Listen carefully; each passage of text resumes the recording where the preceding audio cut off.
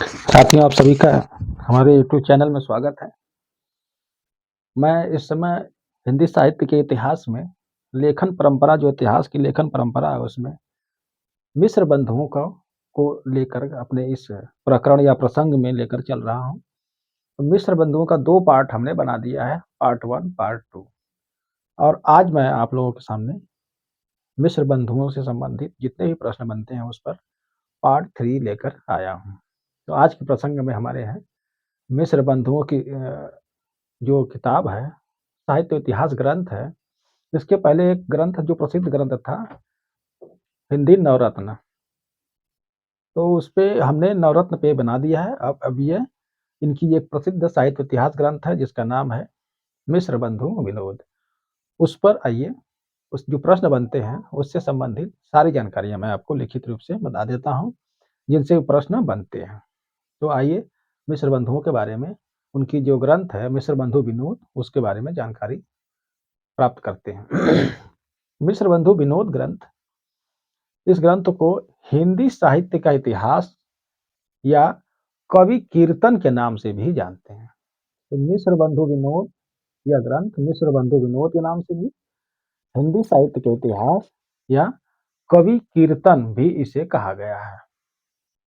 कई स्टेटमेंट में मिलता है कि यह एक कवि कीर्तन है और यह ग्रंथ मिस्र बंधु विनोद नाम से है या हिंदी साहित्य के इतिहास के नाम से यह मिस्र बंधु विनोद ग्रंथ है।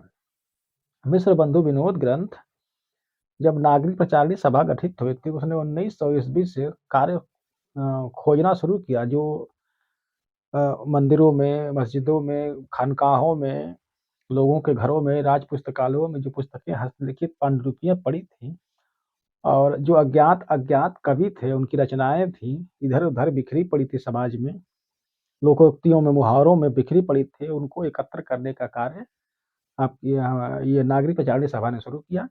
तो 1900 ईस्वी में उसने अपना कार्य आरंभ किया और 1908 तक, 1908 के बाद भी कार्य जारी रहा। तो 1908 से 1916 तक ये मिस्र बंधु लोग, जो मिस्र बंधु यानी कि श्यामदेव, सुखदेव और गणेश बिहारी सबसे बड़े थे। ये लोग ये मिस्र बंधु उसके अध्यक्ष थे और उन्हीं खोजों के आधार पर इन लोगों ने अपना ग्रंथ मिस्र बंधु विनोद लिखा था। तो आइए हम इसके बारे में लिख के बताते हैं आपको कि इसकी विशेषता क्या है, इसके बारे में प्रश्न किस तरह से बनते हैं। ठीक है, तो आइए जानकारी प्राप्त करते हैं। मिस्र बंधु विनोद से संबंधित सारी जानकारियां आपको हम देते हैं। इसे कवि कीर्तन के नाम से भी जानते हैं, इसे कवि कीर्तन भी कहा गया है। इस ग्रंथ को कवि कीर्तन या मिस्र बंधु या कवि कीर्तन या हिंदी साहित्य का, या हिंदी साहित्य का इतिहास भी कहा गया है। का इतिहास, इसके लिख लीजिए, इसे हिंदी साहित्य का इतिहास या कवि कीर्तन के नाम से भी या मिस्र बंधु विनोद के नाम से यह ग्रंथ जाना जाता है। इस ग्रंथ की विशेषताओं के बारे में जान लीजिए।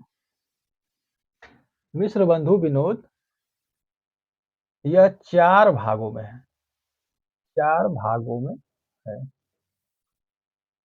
सबसे बड़ा चीज है कि यह मिस्र बंधु विनोद ग्रंथ कितने भागों में है? कुल 4 भागों में है। इस ग्रंथ का प्रथम, द्वितीय तथा प्रथम, द्वितीय तथा तृतीय तृतीय भाग कब प्रकाशित हुआ था?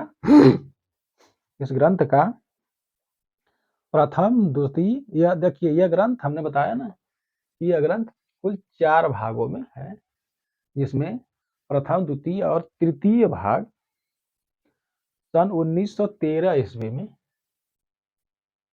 सन 1913 ईस्वी में प्रकाशित हुआ। ठीक है, प्रकाशित हुआ।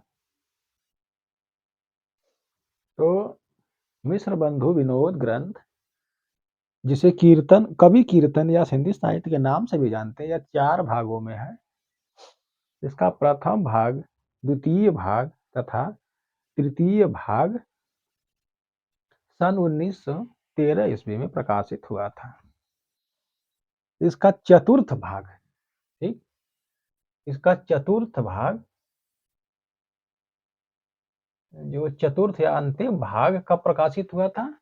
चतुर्थ भाग सन 1934 ईस्वी में 1934 ईस्वी में प्रकाशित हुआ। ठीक है, यह बहुत इंपॉर्टेंट प्रश्न है। ये प्रश्न कौन सा ऐसा एग्जाम है जिसमें न पूछा गया हो? इस प्रश्न से, इस ग्रंथ से प्रश्न आना ही आना है। तो यह कितने भागों में है? 4 भागों में मिश्र बंधु विनोद। इसका प्रथम, द्वितीय, तृतीय भाग का प्रकाशित हुआ था 1913 में। इसका चतुर्थ भाग का प्रकाशित हुआ तो 1934 ईस्वी में। मिश्र बंधु का चौथा भाग, चतुर्थ भाग 1934 ईस्वी में प्रकाशित हुआ था। इस ग्रंथ का चतुर्थ भाग 1934 ईस्वी में प्रकाशित हुआ था। जान लीजिए, इस ग्रंथ में वास्तविक संख्या जो थी, जो कवियों की संख्या 4591 थी। मूल मूल संख्या कवियों की, ठीक है, कवियों की मूल संख्या 4591 थी। जब इसका अध्ययन किया गया है तो इसमें कवियों की जो मूल संख्या है 4591 थी। किसमें? मिश्र बंधु विनोद में। इस ग्रंथ में कुल मूल कवियों की जो संख्या है, कवियों की मूल संख्या 4591 मिलती है। लेकिन मोटे तौर पर अधिकांश किताबों में, ठीक है, मोटे तौर पर अधिकांश किताबों में, ठीक है, अधिकांश किताबों में कवियों की संख्या 5000 बताया जाता है। ठीक है, 5000 संख्या है। ठीक है, संख्या कितनी है? कुल 5000, याद रखिएगा।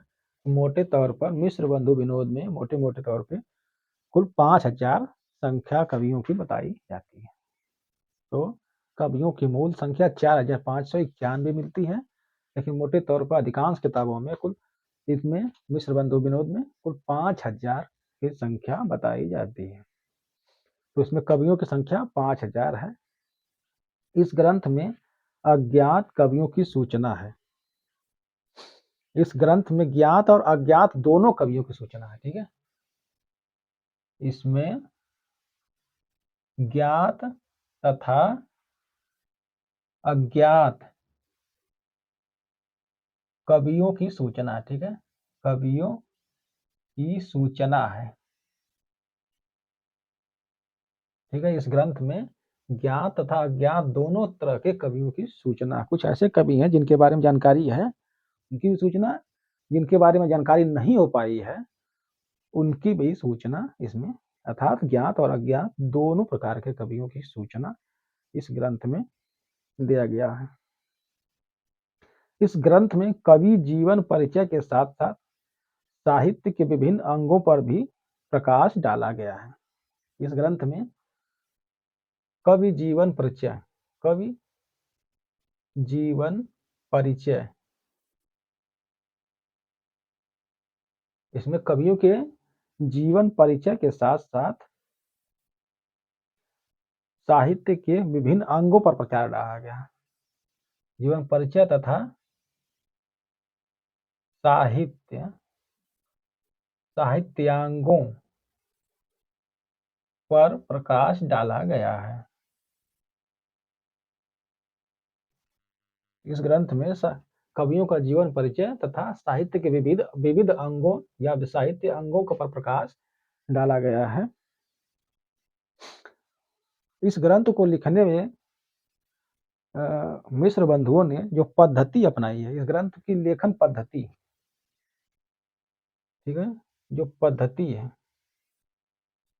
लेखन पद्धति क्या है इस ग्रंथ की, मिश्र बंधु विनोद की जो लेखन पद्धति है उसको उसमें तुलनात्मक पद्धति अपनाई गई है।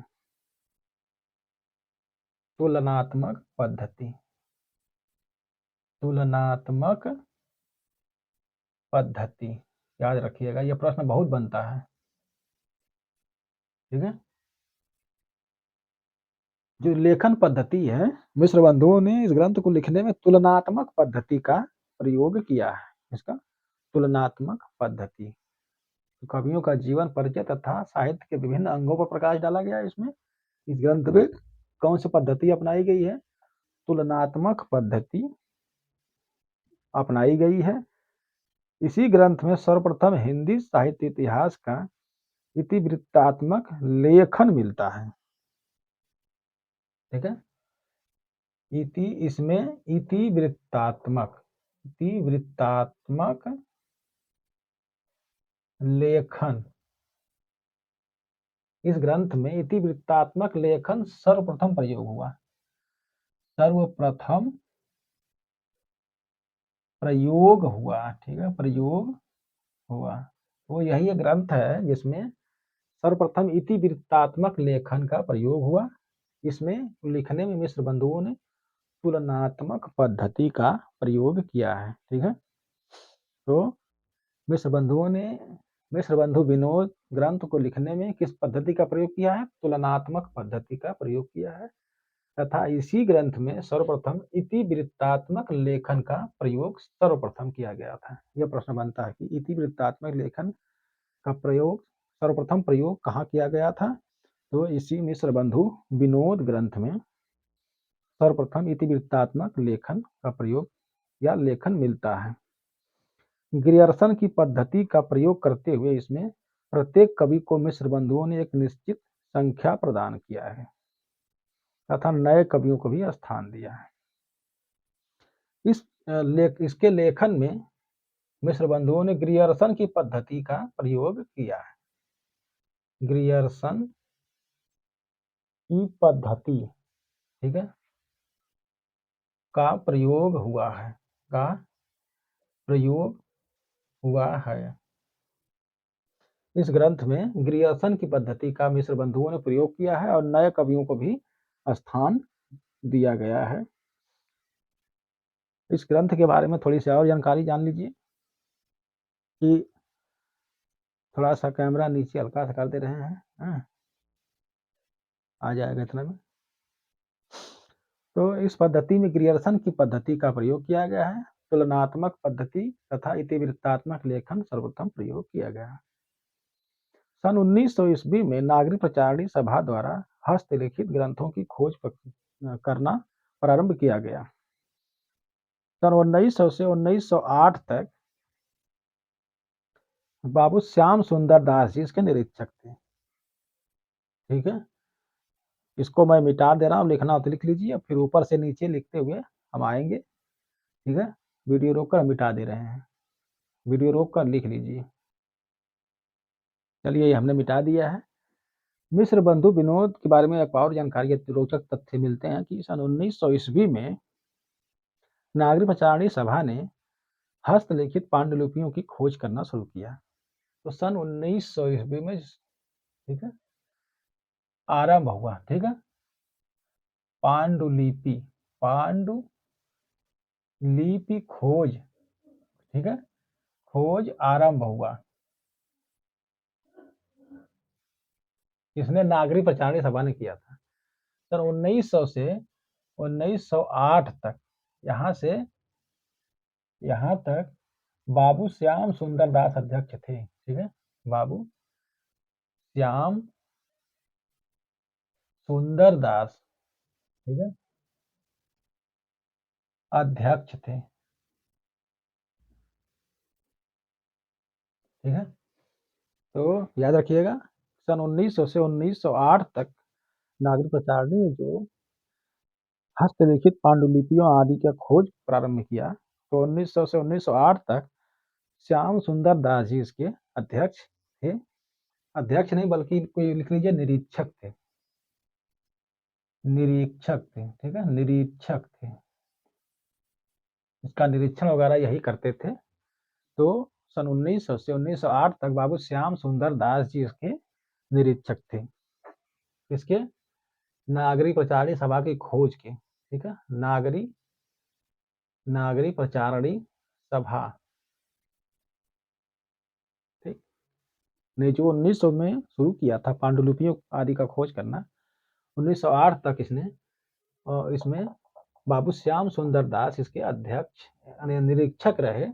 1908 ईस्वी से 1908 ईस्वी से 1916 ईस्वी तक, ठीक है, 1908 ईस्वी से 16 ईस्वी तक मिश्र बंधु निरीक्षक रहे। मिश्र बंधु निरीक्षक रहे, निरीक्षक रहे। तो 1908 से 1916 तक मिश्र बंधु इसके निरीक्षक बने, ठीक है। और नए नए कवि तथा उनकी रचनाओं तथा हस्तलिखित पांडुलिपियों की खोज होती गई, संग्रह बनता गया। और इसी खोज के आधार पर, ठीक है, इसी खोज के आधार पर, इसी 9 से 1916 तक, ठीक है,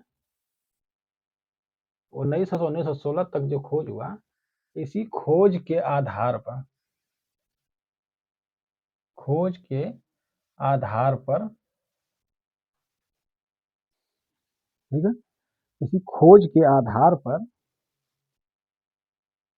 जो मिश्र बंधुओं ने जो आधार बनाया, इसी खोज के आधार पर मिश्र बंधु विनोद, मिश्र बंधु बंधु विनोद ग्रंथ लिखा, ठीक है, ग्रंथ लिखा। अब ये ग्रंथ देखिए, अब ये प्रश्न आता है कि 1913 में ही ये लिखा गया और 16 तक हो गई, तो 1934 में भी तो इसका प्रकाशन भी हुआ था चौथे का। तो 1913 से शुरू हुआ, 1934 तक कुछ न कुछ इसमें जोड़ते गए। जब जब उन्हें उचित सामग्री मिल गई, उन्होंने जोड़ दिया। तो याद रखिएगा, 1900 से 1913 तक जो मिला होगा, 1913 तक 3 भागों में छाप दिया। बाकी जो बचा खुचा 1916 के बाद से जितनी खोज, 1928 तक खोज चली, तो जितनी खोज थी 1934 मिलाकर इन लोगों ने मिश्र बंधु विनोद का चौथा भाग प्रकाशन करा दिया, ठीक है। तो मिश्र बंधु विनोद को हमने बताया कि वो 4 भागों में, तो चौथा भाग 34 में प्रकाशित हुआ था, 1934 में प्रकाशित हुआ था। तो 1900 से 1916 तक के खोज के आधार पर ही मिश्र बंधुओं ने मिश्र बंधु विनोद ग्रंथ लिखा। इस ग्रंथ में कुल 2250 पृष्ठ हैं, 2250 पृष्ठ। मिश्र बंधु विनोद ग्रंथ में 2250 पृष्ठ हैं। मिश्र बंधु विनोद के बारे में रामचंद्र शुक्ल ने क्या कहा, जान लीजिए। रामचंद्र शुक्ल ने इस ग्रंथ को बड़ा भारी कवि वृत्त संग्रह कहा है। इसको बड़ा भारी कवि वृत्त संग्रह, ये बहुत पूछा है। बड़ा भारी कवि वृत्त संग्रह किसे कहा? बड़ा भारी कवि वृत्त संग्रह रामचंद्र शुक्ल ने कहा, शुक्ल ने कहा है, ठीक है। इस ग्रंथ को क्या शुक्ल ने कहा है? शुक्ल ने कहा है कि यह बड़ा भारी कवि वृत्त संग्रह है। इसको एक और नाम उन्होंने दिया, प्रकांड कवि वृत्त संग्रह। बड़ा भारी या प्रकांड कवि वृत्त संग्रह, कवि वृत्त संग्रह इसे नाम दिया। रामचंद्र शुक्ल ने इसे प्रकांड कवि वृत्त संग्रह या बड़ा भारी कवि वृत्त संग्रह या प्रकांड कवि वृत्त संग्रह कहा है। और एक स्टेटमेंट रामचंद्र शुक्ल ने और दिया है कि मिश्र बंधु परिश्रमी संकलन करता है। उन्होंने कहा है कि मिश्र बंधु मिश्र बंधु परिश्रमी परिश्रमी संकलन करता है, संकलन करता है, ठीक है, करता है। ये किसने कहा है? शुक्ल ने कहा है। मिश्र बंधु परिश्रमी संकलन करता है, किसने कहा है? ये रामचंद्र शुक्ल ने कहा। रामचंद्र शुक्ल ने मिश्र बंधु विनोद के बारे में कहा है कि यह बड़ा भारी कविवृत्त संग्रह है, या यह प्रकांड कविवृत्त संग्रह है। मिश्र बंधु परिश्रमी संकलन करता है, यह किसने कहा है? तो याद रखिएगा, किसने कहा है? रामचंद्र शुक्ल ने कहा है कि मिश्र बंधु परिश्रमी संकलन करता है, या मिश्र बंधुओं का अगर ग्रंथ मिश्र बंधु विनोद बड़ा भारी कविवृत्त संग्रह है, या यह प्रकांड कविवृत्त संग्रह है। यह किसने कहा है? रामचंद्र शुक्ल ने कहा है। दोस्तों, ये हमने भाग 3 मिश्र बंधु विनोद ग्रंथ के बारे में जानकारियां दिया है। अब मैं भाग 4 में आप लोगों को मिश्र बंधु विनोद ग्रंथ में जो संपूर्ण साहित्य इतिहास का विभाजन किया गया है, उसके बारे में भाग 4 में आपको मैं अभी इसके बाद वाली वीडियो में बनाकर डालूंगा। तो याद रखिएगा, भाग 3 में मिश्र बंधु विनोद ग्रंथ के बारे में जो प्रश्न बनता है, उससे संबंधित, उससे जो कमेंट्री वगैरह, टिप्पणी टीका जो है लेखकों द्वारा, और इसका प्रकाशन वर्ष की खोज संबंधी, इसका पृष्ठ आदि जो कवियों का संकलन है, संख्या आदि के बारे में हमने बताया। अगले हमारी वीडियो होगी इसी से संबंधित। इस ग्रंथ में जो संपूर्ण साहित्य के इतिहास को का वर्गीकरण किया गया है, तो उस वर्गीकरण के बारे में हम बताएंगे कि किस प्रकार से इन्होंने संपूर्ण साहित्य इतिहास को मिश्र बंधुओं ने अपने मिश्र बंधु विनोद ग्रंथ में 8 भागों में वर्गीकरण किया है। तो मिलते हैं अगले वीडियो में। नमस्कार।